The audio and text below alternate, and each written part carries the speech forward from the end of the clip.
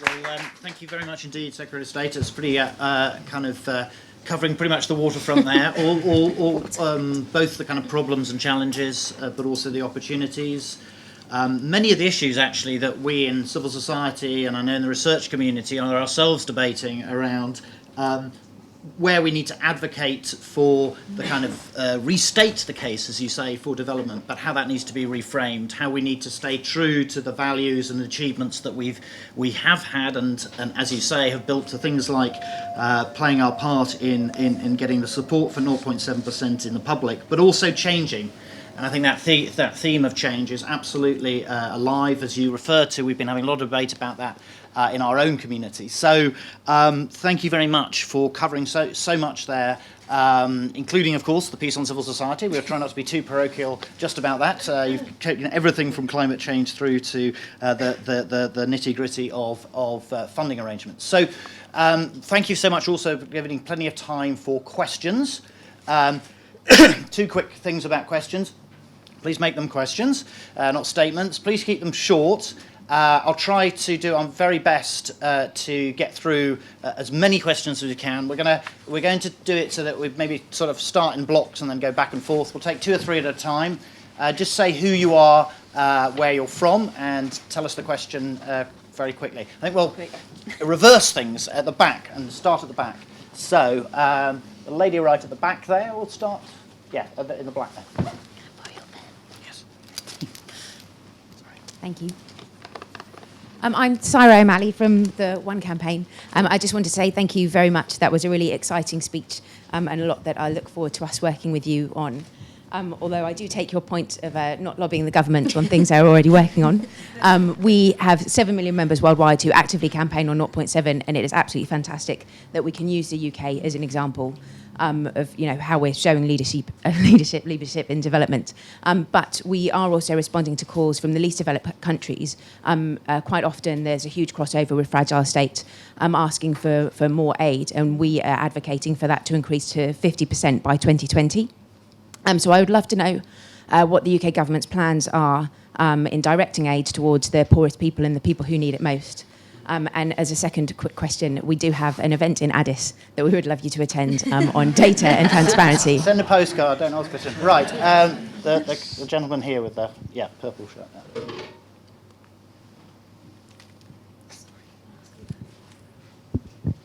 Thanks. I'm Rob Williams from War Child, and thanks for a great speech. There's a lot to be excited about there, especially the idea of youth being more involved in setting the agenda and actually shaping the opportunity which they undoubtedly have, even in conflict zones. I know there's a huge opportunity to rebuild economies. I was most excited about what you were saying about humanitarian aid needing a vision that goes beyond saving lives, and particularly you mentioned education and getting some learning going on in conflict and fragile areas. I wanted to ask if you could put some more detail on how you think that's going to work in the future. Okay. And one over there, sort of right at the back. Yep, there. Yes. Thank you very much, Secretary of State. Sam Bickersteth from CDKN. Thank you for your clear connections between climate change and its impact on the SDGs. We've just published a study which shows that a good ambitious deal in Paris could reduce poverty in Uganda, for example, by several million, but a low ambition deal is like to increase poverty from 12 to 19 million people in that country, so those are real lives. As the INDCs are added up, we're looking for something that is going to go over 2 degrees, and I'd love to hear your view on how a cross-government position will drive ambition both on the resilience agenda, which you champion, but also on the mitigation side. Mm-hmm. Okay, starting off with some meaty ones there. So just on the work of the One campaign, and you're a great example of an organisation that's out there lobbying, I think, often very effectively, exactly where you need to be lobbying, and I think it's paying dividends as well, for what it's worth.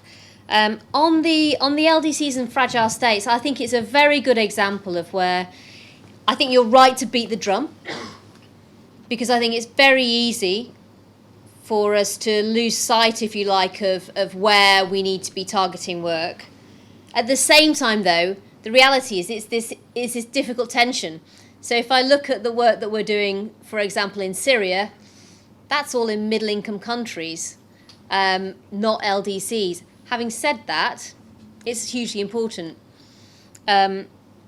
Look at where we're going to see many of the world's poorest. They'll be in countries still like India that are going through a transition process, but because of their sheer size, are perhaps starting to transition out of, what would be classed originally as a LDC, and certainly not a fragile state. So I think this is all part of the debate that we need to have. I think it's the best way that we can end up probably with a balanced conclusion. And certainly at the last EU development ministers meeting, I was the one sat around the table toughening up the EU position on the least developed countries, which, as we walked into that room, was weaker than we had expected, and we worked with other countries that day, that afternoon, to get it improved, and I'm proud of the work that we were able to do with officials there. War Child, I think this is a real issue. The reality is that if you talk to the Red Cross, they'll tell you that overwhelmingly, virtually all of the crises that they're working on, that they were working on in 2000, they're still working on today. And we have a humanitarian system that very much treats emergencies as if they're some quick thing. So we've got the UN, quote, flash appeal, as if it's, suddenly popped up and we all need to respond. But the reality is that these emergencies are protracted. They don't clear themselves up. And in fact, the average time a refugee will spend being a refugee, I think I'm right in saying, is 17 years. So what we need to do is look far more carefully at how our funding and our work can reflect that and reflect the lives that people find themselves in reality when crisis hits. That means two things. First of all, it means that we have to recognise that when UN funding appeals are not met, it's that longer term stuff that gets dropped off, because inevitably it's short-term life-saving work that gets prioritised. But what we fail to do in those circumstances, if we don't act, is make sure that children caught up in those crises still get their education.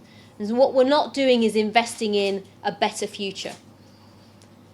Education's one part of that, but it's not the only part. It's about saying, if host communities are going to see a step change in their population that's ongoing for the foreseeable future, how are we going to ensure their public services can have that step change, whether it's infrastructure or ongoing public service change, for example, refuse collection, basic things? How are we going to make sure that their health system, their hospitals, can cope with suddenly double the number of people wanting to perhaps get diabetes treatment?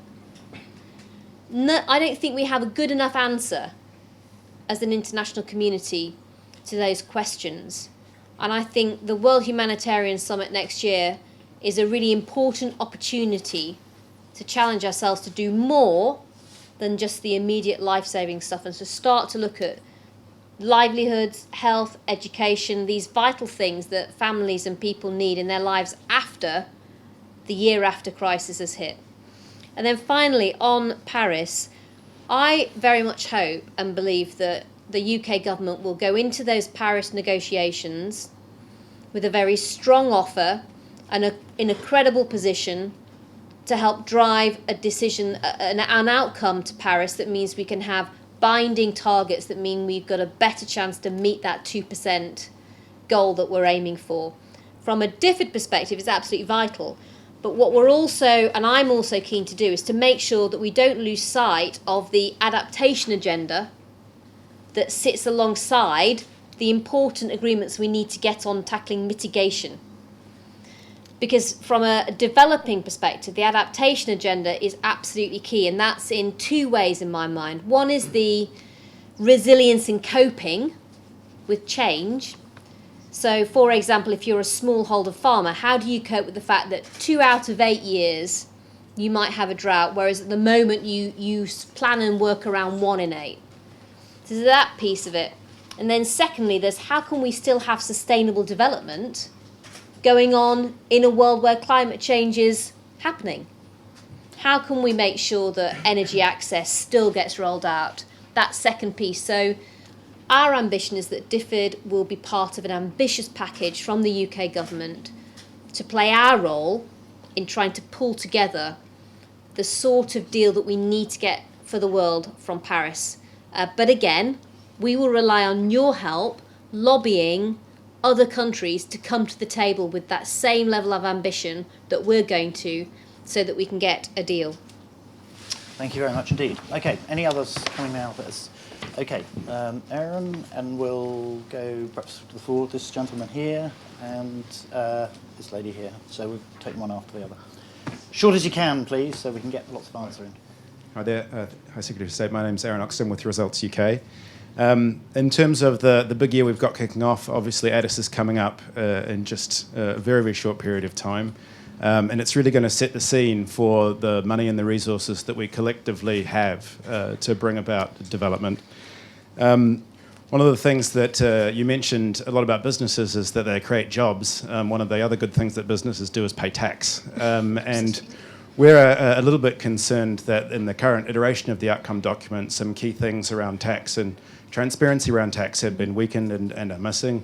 We're also a little bit concerned about other countries not being able to commit to when they're going to reach where this country has got to in terms of their commitments on 0.7. So I'd be interested in understanding how happy you are with the current state of the outcome document, and what's the number one thing you want to win when you go off to ADIS? Thanks. Great, thanks. So, and then this gentleman here. Yeah. Oh, hello everyone. My name is Chris, and Chris Kubiwama, and I work with an organisation called Arola for Deaf People. It's an African organisation, as you can see by my label that I'm wearing. Now, I missed some of the speech. I'm late. I was late, so I apologise about that. But what I'm interested in asking a question about, it's linked to your view on disabled people and how you help disabled people. What's your review going to do for disabled people? Because so many disabled people in so many other countries in Africa or India, how are you planning to help those people develop? What's your view on that? Thank you very much. And then this lady here. Hello, Jan Grasty, UN Women UK, Secretary of State. Thank you very much for a really interesting, focused and informative speech.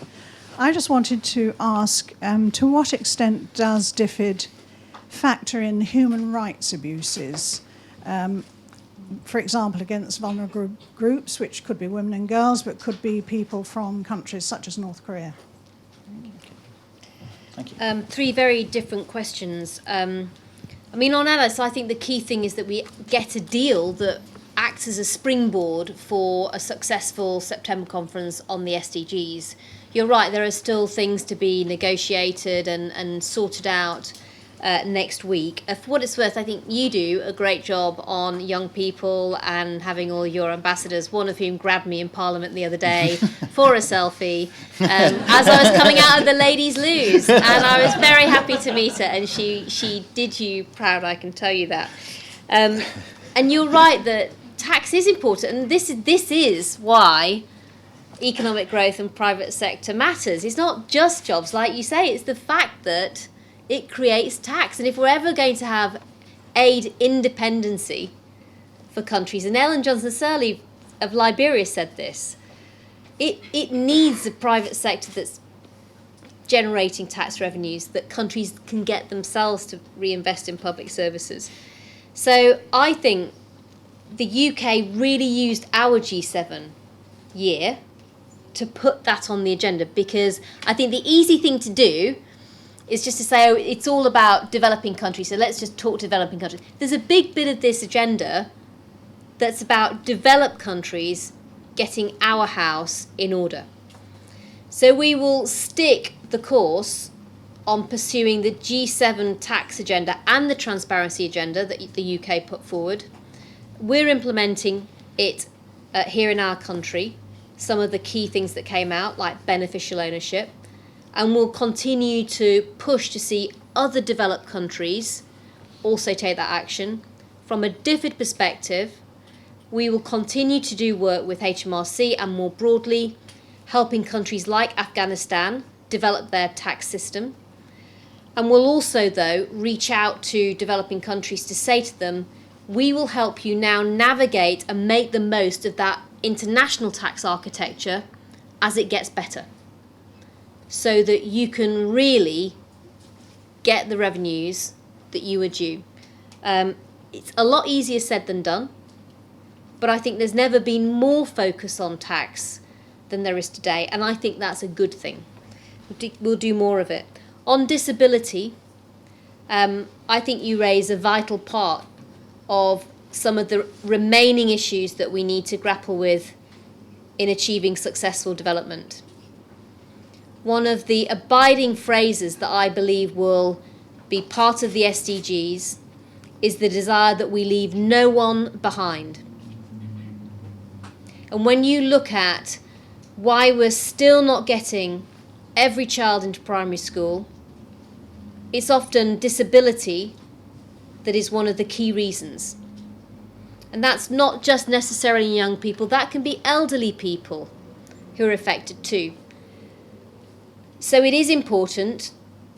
For the first time last year, I'm proud that DFID now has an approach on disability that is seeing us change our approach, for example, in education. Now, every single school that we're involved in building has to be wheelchair accessible for the first time. It was a really simple change for us and for our mindset and for our approach, but it will make a big difference in the coming years. And we're looking at how we can bring that thinking to everything that we're doing every single day. And I very much welcome the chance to work with charities. I was at an event in Parliament this week with Leonard Cheshire, who do amazing work in this area too. Met some of their ambassadors who were inspiring. I very much welcome strengthening our links with charities that have a real expertise in this area and can help us up our game and help us work with other organisations to do the same. Finally, UN Women, human rights. Hillary Clinton was famously quoted she said in Beijing, women's rights are human rights. And I think for me, she encapsulated something I feel incredibly strongly about. And I've often said that the lack of rights for girls and women around the world right now is the greatest unmet human challenge of this century. I think it's staggering that there are so many countries where girls don't even have the most basic rights to go to school, to choose who they get married to have a job, to even have a bank account, to own land. All of these are things that I don't think we can accept. And I don't think successful development can happen in the end unless we tackle them. So human rights do matter, but I think we also recognise that it's one of those areas where it's a real complexity for development. And we need to look at each country almost on a case-by-case basis and try to understand not only the human rights landscape, where there are some countries that can simultaneously be doing great work on improving the rights of women and girls, and yet much poorer records on political freedoms or media freedoms.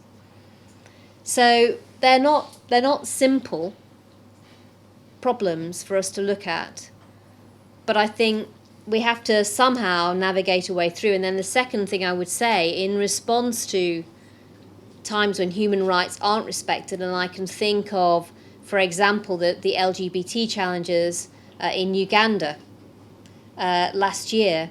Again, a careful thought about what's the best way to advocate, to influence, to move things forward, and a recognition certainly from my perspective, and I know that Lynn Featherstone, who did some great work in this area when she was a minister in DFID before the election, I think a recognition from both of us that real care needed to be taken, working critically with charities in this area to get their thoughts and their views on what the right way forward was, which we did.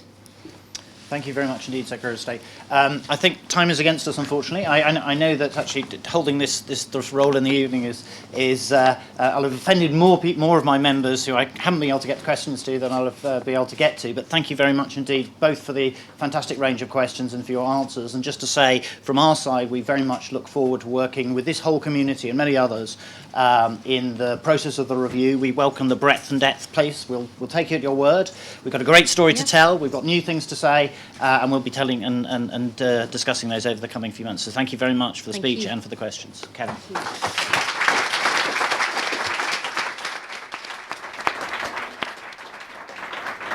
So I was actually asked if I wanted to try and make a few points summing up, but given the breadth and the scope of what you covered, I'm feeling a little bit paralysed by that.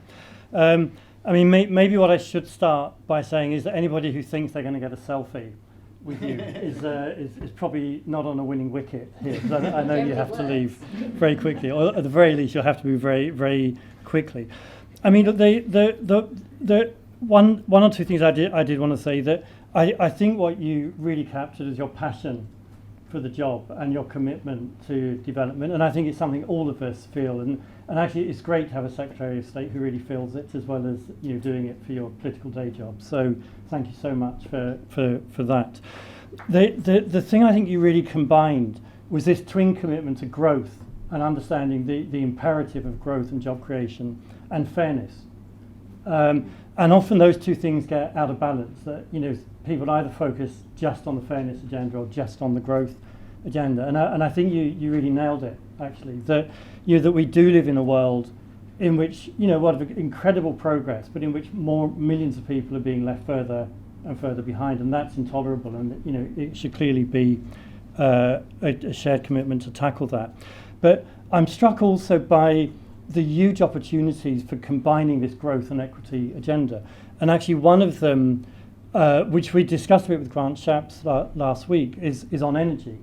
You mentioned climate change, but if you think of the other part of the energy agenda, we have 1 billion people in the world who don't have a light bulb, who can't charge a mobile phone. And so, and at the same time, we have the technology, the affordable technology, we have the companies, we have the business models who can link those people to renewable energy that can help us tackle the climate problem. So, I think there are massive opportunities out there if we can find ways of working together.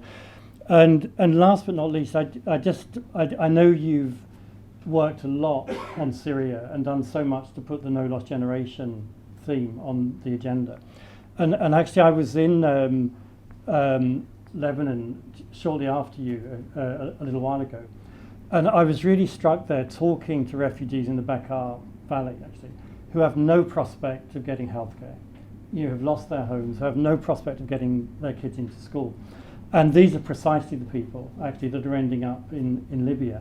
And I think finding a way of at least starting to address that challenge through the humanitarian summit is such an important aspect of bringing together the development and the humanitarian agenda.